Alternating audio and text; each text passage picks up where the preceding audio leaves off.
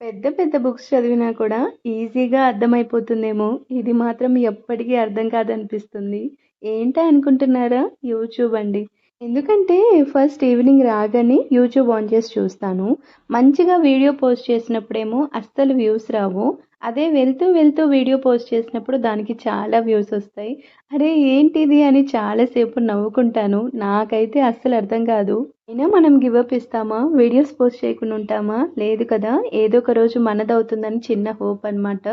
So, నాకైతే ఈరోజు ఒకటి చాలా బాధగా అనిపించింది. ఈ టైంలో వీడియోస్ పోస్ట్ చేస్తున్న మనకే ఇలాంటి ఫీలింగొస్తే కన్సిస్టెన్సీగా కూర్చొని యూట్యూబ్‌లో మంచిగా వీడియోస్ అప్‌లోడ్ చేస్తూ వ్యూస్ రాకుండా ఎంతమంది బాధపడుతూ ఉంటారో కదా! అయినా ఎక్కడ కూడా చిన్న గివ్ అప్ కూడా ఇవ్వరు. అలాంటి వాళ్ళని కొత్తగా యూట్యూబ్ ఛానల్ స్టార్ట్ చేసేవాళ్ళు ఇన్స్‌పిరేషన్‌గా తీసుకోవాలి.